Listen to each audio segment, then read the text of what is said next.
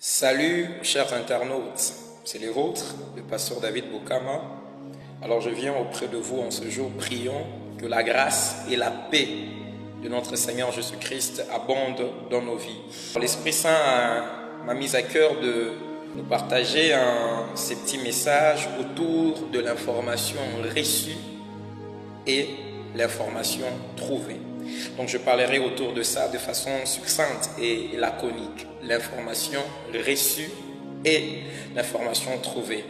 L'idée ou la pensée, l'esprit de ce court message, c'est que l'information reçue, elle est très importante, elle est capitale, mais ses retombées dépendent en grande partie de l'information qu'elle trouve.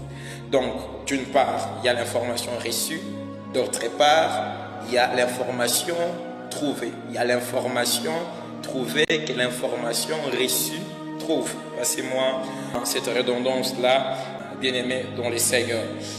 Donc c'est très important. Ce que vous recevez comme information sera digéré par vous en fonction des éléments que cette information trouve en vous. C'est très important.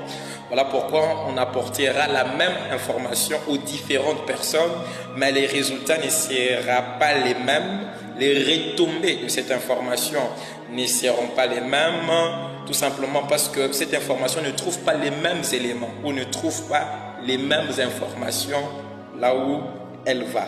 C'est très important, bien-aimé dans les Seigneurs. Je suis dans le livre de 2 Rois au chapitre 5, à partir du premier verset. J'irai du premier verset au 5e verset, mais vous pouvez continuer à la lecture de tous les chapitres.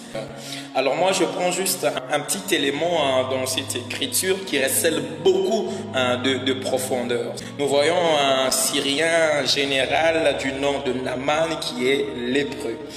Bien-aimé dans les Seigneurs, il se trouve que dans la maison de ce général, il y avait une petite fille qui était amenée captive, mais une petite fille du pays d'Israël. Étant captive, étant servante, esclave de la femme de Naaman, elle va recevoir une information. Elle sera en contact d'une information. Elle sera mise au parfum d'une information. Donc elle recevra une information qui portait sur l'état de santé de son maître, qui était un Naaman, qui était lépreux. Mais la réponse que la fille donne, les retours de la fille, c'est ce qui m'abasourdit et m'intrigue. Elle dit à sa maîtresse au verset 3 de cette écriture de 2 Rois 5 que si mon Seigneur était auprès du prophète qui est à Samarie. Ça, c'est ce qu'elle donne par rapport à ce qu'elle a reçu comme information dans cette maison, à savoir la lèpre de son maître. Les résultats de cette information, la manière dont elle digère cette information, c'est par rapport à ce que cette information a trouvé en elle. Une information selon laquelle si son maître était auprès du prophète qui est à Samarie, ce prophète les guérirait de sa lèpre. Donc je crois que cette fille n'était pas la première personne à recevoir l'information sur l'état de santé de Naaman. Naaman était un grand général syrien, il était connu, il était notoire en Syrie. Donc tout le monde, peut-être, il y avait des gens proches qui pouvaient aussi avoir cette information, ceux de la famille de sa femme et ceux de sa propre famille. La Bible ne dit rien à ces sujets, mais certainement ça ne pouvait pas manquer. Mais qu'est-ce qu'ils ont dit, qu'est-ce qu'ils ont donné à Naaman? Certainement, ils étaient au courant. Ils ont reçu certainement aussi l'information, comme cette petite esclave du pays d'Israël.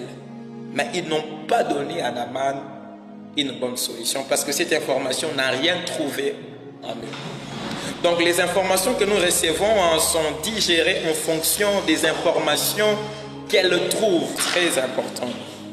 Que le Seigneur nous bénisse et qu'il nous fasse grâce. Les informations que vous recevez viennent trouver des informations en vous.